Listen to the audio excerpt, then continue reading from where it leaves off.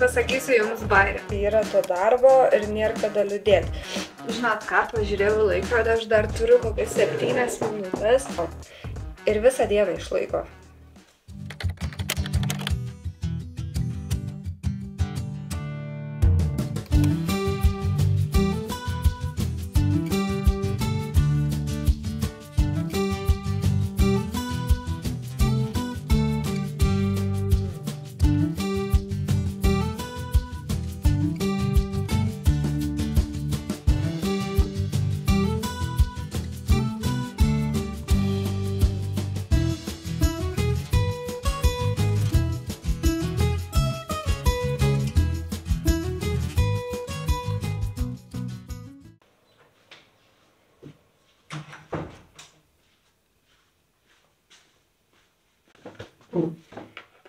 Labas rytas, šiandien yra šeštadienis, pusryčiai yra vėliau, bet aš vis tiek vėluoju, turiu 15 minučių iki pusryčių, po pusryčių iškart man procedūros, tai šiandien bus tik mankšta ir vonelės kojom, tai nieko labai daug, šiandien, kadangi šeštadienis, tai žinot, mažiau visko, rytoj iš viso.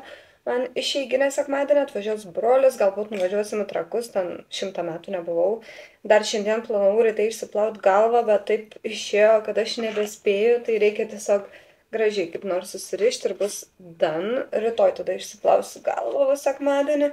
Ir čia ko tą galvą per dažnai plauti, žinot.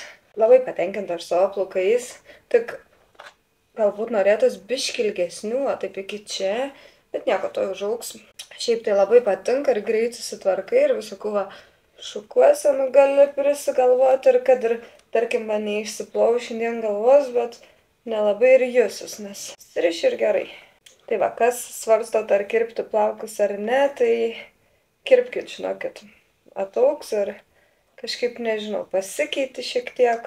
Šiandien labai gerai išsimagojau. Vakar vakare nuėjau miegoti apie po 10:30, nes jau labai tikrai norėjos miego ir sunku buvo. Galvau, tikrai aš atsikėlinėsiu, neišmiegosiu visos nakties. Ir ką jūs galvojat? Aš atsikėliau 4 ryto, pažiūrėjau į telefono laikrodį, žiūriu 4 ryto, galvoju, okei, einu dar miegoti. Ir žiauriai staigiai užmigau ir tada skambino man kažkas per Messengerį. Žiūriu vaikai ir Lukas. Pasižiūriu į laikrodį 8. Tai aš praktiškai išmiegojau visą naktį. Atsibusdama labai tvarkingai. O, kaip fainiai. Šiandien susirišau plaukus. Galvoju, dabar nesidažysiu, nes vakare galbūt nufilmuosiu kokį tutorialą. Šiandien tokia kaip laisvesnė diena. Tai gal vakare pafilmuosiu kažką, tai galvoju. Šiaip visai man patinka čia toj reabilitacijai, žinokit. Turiu daug veiklos, vakar buvau pasivaikščioti. Yra ką veikti, dar filmuoju jums vlogumas, tai tikrai yra to darbo ir nėra kada liūdėti.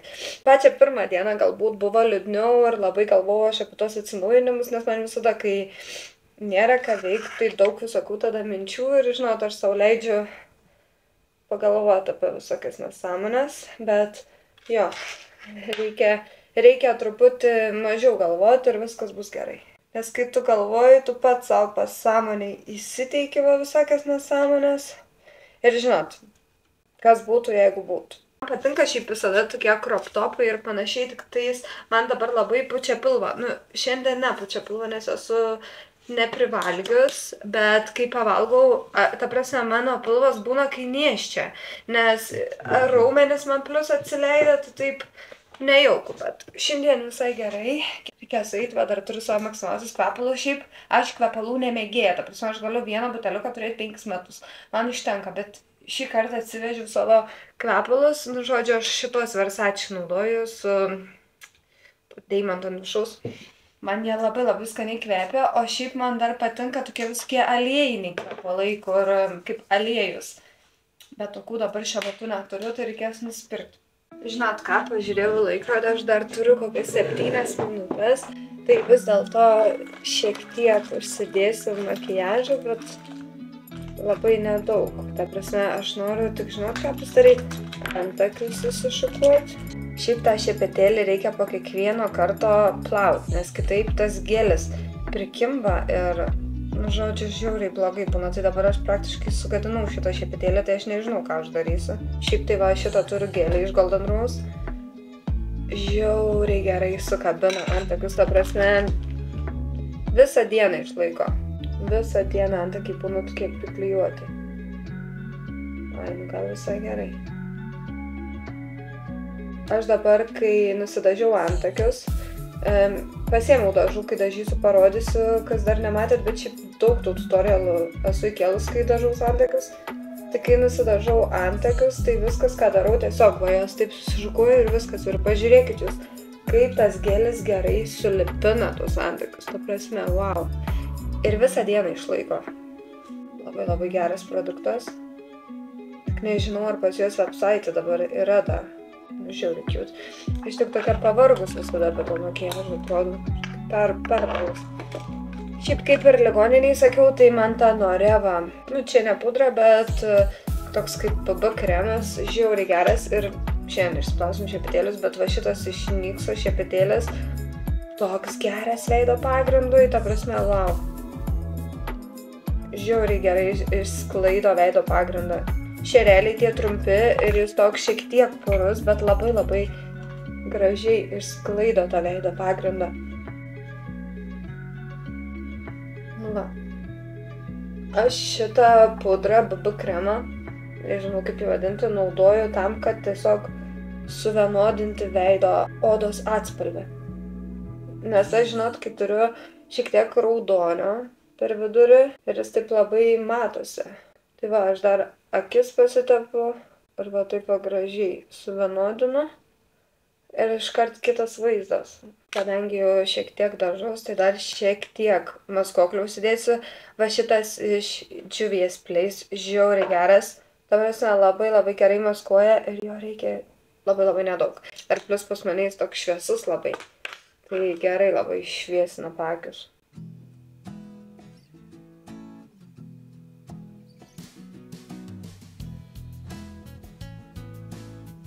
Tik šiek tiek. Nu, kad neatrodyčiau per daug pavargus ar sarganti, žinau. Vaizdas iškart geresnis. Dar pasimsime tos biurios pudros šiek tiek. Kai tik pradėjau domėtis makiažu, nu, ne tai, kad domėtis, bet nusprendžiau, kad aš noriu rimčiau makiažą studijuoti ir taip toliau, tai, nu, jau užsiregistravau į kursus. Make-upo. Mano buvo 8 mėnesių kursai ten kolegijoje, tokia kaip studijos ten buvo, ne kažkoks tai 10 dienų, bet 8 mėnesius mes studijavom ir ten beauty therapy, viskas buvo, žodžiu, apie veido odą. Nu, kosmetologija aš galėčiau būti realiai. Tokia lengva. Nu, aišku, reiktų daugiau pasidomėti, bet galėčiau dirbti salone.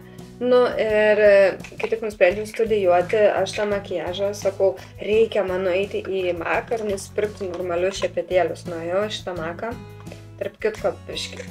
Pasakysiu jums, šitą labai gera yra bronza iš Fenty Beauty, nu žiauriai gera. Mano atspalvis yra 02. Žiauriai patinka. Nu tai va, nuėjau aš į Mac kosmetiką ir sakau, išrinkit jūs man šepetėlių setą. Ir nemeluoju, į tą setą ėjo 5 šepetėliai. Ten vienas pudrai, kitas bronzatui, ten porą akių šešėlių šepetėlių ir aš už tuos 5 šepetėlius užmokėjau 170 gal svarų. Nu, žiauriai pasilepinau, gal 120 svarų, dabar bijau pameluoti. Matot, kaip yra su manim? Užsidėsiu biškį makiažą, bet kai pradedi daryti, ai, užsidėsiu pudros. Tada, ai, nu, biškį reikia maskoklio. Tada, ai, biškį reikia bronzato. Ir taip gaunas, kad full face of makeup būna. Anyway, nu tai va, ir nesigailiu, kad nusipirkau, nes iš tikrųjų gerus šepetėlius investuoti tikrai verta, nes ir dabar, va, po 5 metų mano šepetėliai geri, tai realiai čia investicija ir turiu tos šepetėlius 10 metų, tai kas norit gerų šepetėlių, tai siūlau investuoti į MAC šepetėlius. Nu jo, nu šiaip tik MAC šepetėlius siūlyčiau investuoti, nes pati va, išbandžiau, sakau, 5 metai jau praėjo, o mano šepetėliai kaip nauji. Labai labai patinka. Gerai, skaistalai, tai mano iš C-Shade kosmetikos ir numeris yra 06, pasižiūrėkit. Žiauriai gerai, palaukit, kažkas man skambino, tai jau reikės ir šiaip eiti. Toks va bus ir makiažas. pasakysiu jums bairę. Aš atsivežiau čia pieną. Oat milk. Kaip avižų pieną. Galvojau, čia vadu pasimsiu, man užteks, labai faina bus. Ir aš vieną naktį čia buvau išjungus šaldytuvą ir po to vėl įjungiau, nes man jis labai burzgė naktį. Ir aš po to vėl įjungiau, gal aš ką nors ten primaigiau ir man jisai sušaldė pieną kaip kamaro. Ir aš dar turiu ten įsidėjus arbatos ir sulos. Ir ta sula ir arbata viskas normaliai. Bet pienas, jis visas į ledą sušalo, ta prasme. Jis visas į ledą sušalo, tai dabar aš nebegaliu jo naudoti ir man jį reikia išmesti. Tai visa laimė, kad aš dar turiu grietinėlę sojų. Nors nuo sojos produktų mane beria, bet aš įsidėjau šitą grietinėlę. Rytoj reiks paprašyti brolio, kad atvežtų man daugiau, nes rytoj atvažiuoja brolis. Štai taip jinai atrodo, šiaip Norfai pirkau, žiauriai faina, be laktozės, be glitimo, tai kam nepatinka grietinėlė paprasta, nes ten yra pieno, kas negali, tai va šito labai faina. Bet, oh my god, kaip gali užšalti pienas? Žiūrėkit, nežinau, ar jūs matot? Žiūrėkit, ta prasme, grinai į ledą sušalo. Anyway, šiandieną, žiūrėkit, aš dar atsinešiau kamuolį iš tos salės, nes aš sportuosiu rytoj dabar kiekvieną mielą dieną tikrai darysiu pratimus. Ir žinokit, ką aš supratau. Aš su jumis esu dalinusis ne kartą, kad kaip sportas gali teigiamai tave paveikti ir net ne tiek, kad fiziškai tai čia visi supranta, bet psichologiškai taip pat. Šiandien aš salėj praleidau apie valandą ir žinokit, aš taip pasikroviau gerai emociškai, ta prasme, aš visa tokia dabar, nežinau, po to sporto aktyvi ir tokia visa, nežinau, energinga, ta prasme, man taip jisai padėjo ir aš dabar kiekvieną mielą dieną sportuosiu. Mano pratimai ten nėra kažkokie tai kardio labai, tokie labiau iš jėgos, spaudžiam kamuolį, treniruojam raumenis, bet kada nors parodysiu, kai jau tikrai geriau pramoksiu, bet iš tikrųjų sportas yra ir taip jisai padeda į dieną, bet jau skirkit pusę valandos, valandą. Aišku, valandą skirti sportui, galbūt ne kiekvienas turi šitą malonumą, bet skirkit 15-20 minučių ryte, žinokit, tikrai nepasigailėsit. Dar vienas dalykas, apie ką aš noriu papasakoti. Maistas. Man asmeniškai, kaip aš nesu išrankus žmogus, man asmeniškai visas maistas čia duodamas yra gerai, taip jis yra dietiškas, taip jis yra be prieskonio, taip jis yra toks labai clean eating, bet žinokit, ta prasme, man atrodo, kad maistas yra labai susijęs apie tai, kaip tu jautiesi ir jeigu, pavyzdžiui, žmonės čia atvažiavę į reabilitaciją valgytų taip, kaip jie valgo kokios atostogose Turkijoje ir plus dar visokie saldumynų, daug cukraus ir panašiai, man atrodo, kad jie atsistatytų tikrai lėčiau, nes maistas turi veikti kartu su tavim, ne prieš tave. Ir, pavyzdžiui, man atrodo, kad kiekvienoje reabilitaciniai ligoninėje turėtų būti toks suporcijuotas maistas ir padarytas ne kažkoks švediški stalai, nes tu persivalgai, tada, pavyzdžiui, tau yra kokia nesportas ar dar kas nors, tau yra sunku ir tu blogai jautiesi, ypač jeigu privartoji labai daug cukrus ir panašiai. Tai aš, pavyzdžiui, nesiskundžiu, bet tiek daug žmonių aš girdžiu, kaip skundžiasi dėl to maisto, ta prasme, šiandien, pavyzdžiui, pietums, ne, aš davė sriubos, tokios kaip buljoninė sriuba, su pupelėm, ten nuskam daržovom ir panašiai. Žiauriai skanu, truputį druskos įsibėriau, bet labai skanu, visada valgau su duona ir tada davė perlinių kruopų tokį kaip mišinį su daržovėm, bet irgi ten nepridėta kažkaip pieno produktų, labai mažai čia pieno produktų duodam, nebent varškėm. Tai va, perlinių kruopų košė, burokėlių salotos aliejum ir toks kaip su ryžiais kotletas vištienos. Tai ką, žinau, man viskas skanu, aš viskas valgau, viską baigiau, tik tiek, kad duoda 3 kartus per dieną ir, pavyzdžiui, man yra mažai maisto. Gal aš valgau per daug, aš nežinau, skrandis stampės, bet aš pripratus valgyti taip šiek tiek dažniau. Tai, pavyzdžiui, valgau šiandien pusryčius 9 ir tada 1 valandą pietus, tai man tas tarpas toks, aš išlaukau, viskas gerai, bet jau aš 1 valandą norėjau labai valgyti. Tai jeigu dar tarpe aš įdėčiau, įtraukčiau tą savo maisto ciklą dar tarpuose po tokį kaip sneką, tai viskas žiauriai gerai būtų. Tarkim, 9 pavalgai, 11 snekas, 1 valandą pietus. Tada 1 valandą pavalgai, kokią 1, 2, 3 valandą snekas, 6 valandą vakarienė ir tarkim kokią, jeigu neini miegoti, kokią 8 valandą snekas arba jau gali nebevalgyti vakare. Tai žiauriai gerai. Šiaip aš esu atsivežus visokių riešutų, dar visokių dalykų, tai tikrai tas snekus aš pasidarysiu pati, bet šiaip tai aš manau, kad žmonės turėtų biškai būti paprastesni, nebesiskus dėl to maisto, nes tikrai nėra blogai. Daug kas visada iš tikrųjų dėl ligoninės maisto skundžiasi, aš kai buvau santariškėse, kai gulėjau, tai man tai debes buvo maistas ir susitvarkė žarnynas ir labai man ten skanu viskas. Aš nežinau, kaip kiti, pavyzdžiui, aš geriau nevalgysiu. Ką, alkikėsi? Pavyzdžiui, dabar čia sanatorijai nėra, niekur čia parduotuvės, ta arbatinė nedirbė savaitgaliais, tai ką, alkans būsim, atveškas nors, štai jau geriau valgysiu. Jo, tai tiek apie maistą, šiaip tik norėjau pasakyti, kad žmonės turėtų būti paprastesnė ir mažiau išrankesnė. Anyway, dabar atsigersiu kavos ir eisiu pasivaikščioti į lauką.